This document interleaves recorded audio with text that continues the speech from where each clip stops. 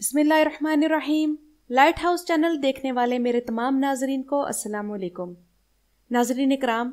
अफ़गानिस्तान का मौजूदा मंजरनामा आप सबके सामने है और इस वक्त ऐसा मालूम होता है कि जैसे अफ़गान तालिबान और तुर्की की आपस में ठनी हुई है। इस सूरत हाल में मेरे बहुत से सब्सक्राइबर्स ने मुझसे ये कहा कि इस मौजू पर आप कोई वीडियो बनाएं और हमारे सामने सही हालात रखें। तो नाजरीन इकराम, इस हवाले से सबसे पहला अहम सवाल यह है कि तुर्की अफगानिस्तान में क्यों ठहरना चाहता है। तो वीडियो में हम पहले इस मौजू पर बात करेंगे और उसके बाद हम ये जानने की कोशिश करेंगे कि तुर्की के इस फैसले के मुकाबले में तालिबान का रद्द अमल क्या हो सकता है और मुस्तकबिल में अफगानिस्तान में फिर क्या नक्शा तरतीब पाएगा। तो सबसे पहले हम इस पे बात करेंगे कि तुर्की अफगानिस्तान में आखिर क्यों ठहरना चाहता है। इस हवाले से कोई भी फैसला करने से पहले सिर्फ एक ही वजह काफी नहीं है, क्योंकि दुनिया भर की अक़वाम जब कोई फैसला करती हैं तो उसके पीछे एक नहीं बल्कि बहुत सी वजूहात होती हैं। तो आइए उन वजूहात का जायजा लेते हैं। तुर्की काबुल एयरपोर्ट के इंतजामी अमूर के बारे में काफी दिलचस्पी जाहिर कर रहा है और तुर्की का अफगानिस्तान में ठहरने की पहली और बड़ी वजह तो तुर्की का नया डॉक्ट्राइन है और वो ये कि अपनी फौज को मुल्क से बाहर किसी दूसरी जगह मसरूफ रखो, जहां जमीन भी किसी और की हो और खर्चा भी किसी और का हो और इसके बदले में आपको इजाफी तौर पर फायदे मिल रहे हों। आप लोग अगर गौर करें तो तुर्की ने यही स्ट्रेटजी शाम में भी अपनाई है और लीबिया में भी, क्योंकि तुर्की में 2016 की नाकाम फौजी बगावत के बाद तैयब एर्दोआन समझ गए हैं कि तुर्की की फौज को अगर वो मुल्क में मसरूफ नहीं रखेंगे तो ये मुल्क के अंदर फसाद फैलाएंगे। इसलिए तुर्क हुकूमत की कोशिश है कि किसी न किसी जगह इसे मसरूफ रखा जाए, मगर इस मामले में तुर्की की भरपूर कोशिश ये है कि तुर्की की फौज जिस जगह मसरूफ हो वहां जंग की आग तुर्की तक ना पहुंच पाए। वजह नंबर 2, जैसा कि आप लोग जानते हैं कि तुर्की एक अरसे तक यूरोपीय यूनियन में शमूलियत के लिए बहुत भागदौड़ करता रहा है, लेकिन जब उसे उस तरफ से 100% मायूसी हो गई तो तुर्की ने फिर खलीजी ममालिक में अपना असर और रसूख बढ़ाना शुरू कर दिया। हालांकि मशरिक़ वस्ता के ममालिक बशमूल सऊदी अरब और ईरान वगैरह को तुर्की के इस फैसले से काफी तहफ़्फ़ुज़ात हैं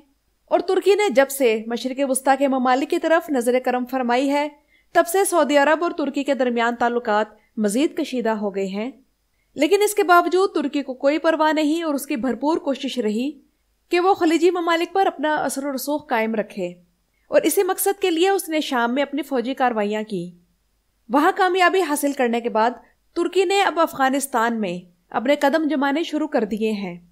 तुर्की के अफगानिस्तान में ठहरने की तीसरी वजह वो बड़े फवायद हैं जो उसे यहाँ रहकर मिलेंगे। अब आप जानना चाहेंगे कि वो फवायद क्या हैं।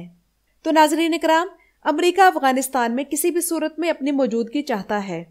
लेकिन उसकी अब कोशिश है कि वो अगर बिला वास्ता नहीं तो बिल वास्ता अफगानिस्तान पर अपना कब्जा कायम रखे और तालिबान को भी मुसलसल प्रेशर में रखा जाए। हालांकि अमेरिका के अफगानिस्तान में किसी भी किस्म की मौजूदगी तालिबान पहले ही रद्द कर चुके हैं। अब तुर्की, जो कि नेटो का एक इत्तेहादी मुल्क है, वो अगर अमेरिकी पॉलिसी का तसलसल अफगानिस्तान में कायम रखता है तो अमेरिकी इस पर ठीक ठाक फायदे देने को तैयार हैं। और आप लोग जानते हैं कि मुस्लिम ममालिक दुनिया में जो भी हैं वो अमेरिकी माले गनीमत के शौक से अभी तक आज़ाद नहीं हो सके, क्योंकि आप लोग भी जानते हैं कि तुर्की इस वक्त मौशी परेशानियों से गुजर रहा है और टर्किश लीरा की कदर रोज बरोज कम हो रही है। अफगानिस्तान में ठहरने की चौथी बड़ी वजह यह है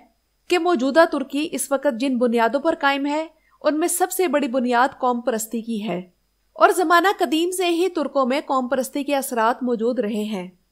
इसके अलावा अफगानिस्तान के शुमाल में उज़्बुक और तुर्कमानों की शक्ल में तुर्कों की एक बड़ी तादाद आबाद है और आप लोग जानते हैं कि जनरल दोस्तम भी उज़्बुक है,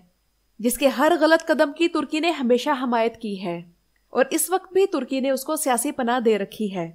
इस वक्त वो कोरोना का शिकार है और अल्लाह करे इस शरीर शख्स का इसी में इंतकाल हो जाए।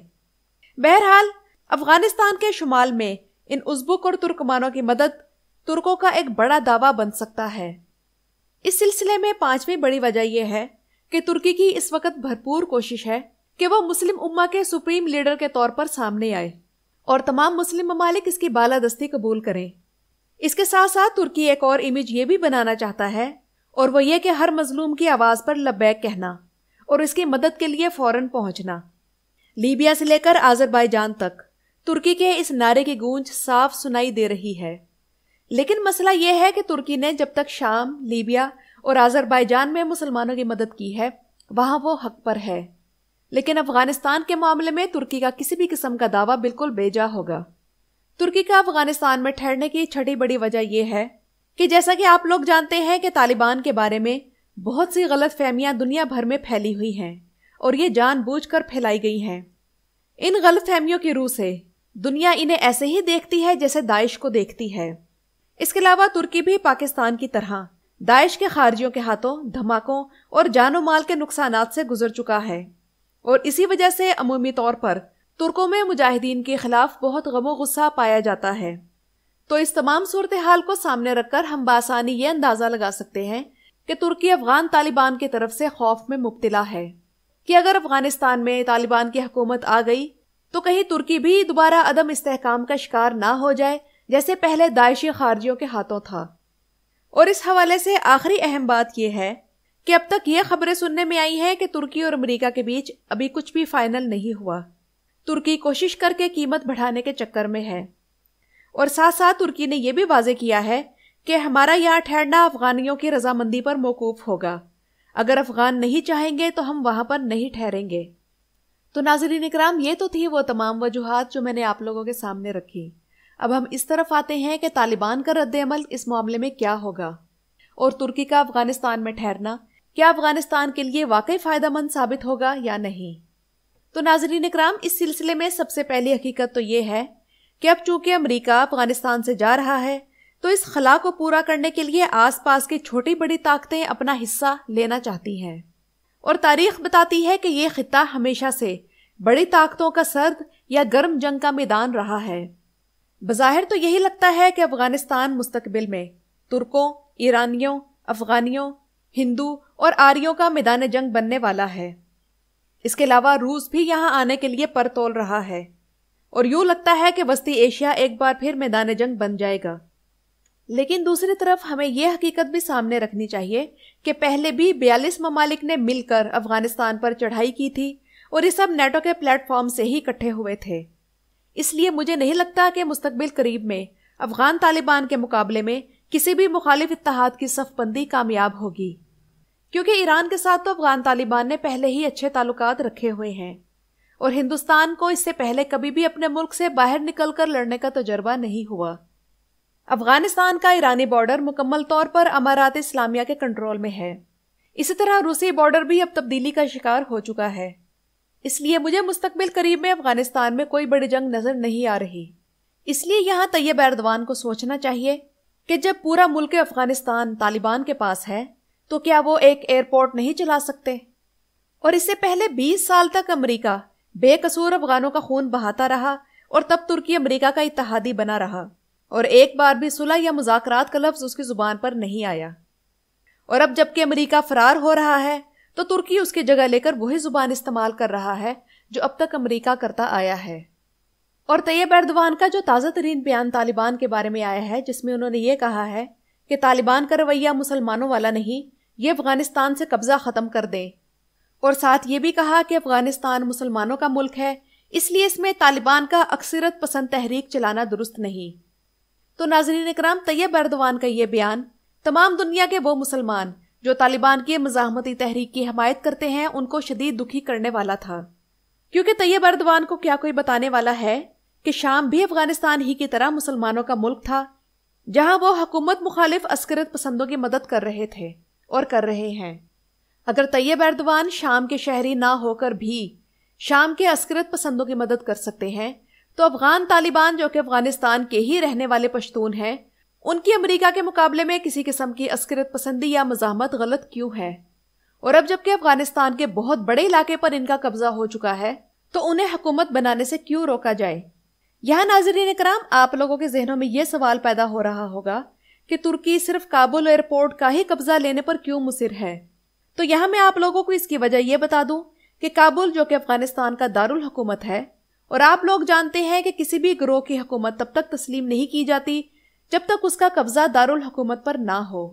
تو ترکی کو اگر کابل ایئرپورٹ کی سیکیورٹی کا ٹھیکہ مل جاتا ہے تو یہ آگے بڑھ کر پورے کابل تک پھیل جائے گا، اور اس کا مقصد یہ ہے کہ طالبان اگر افغانستان میں حکومت قائم کر بھی لیں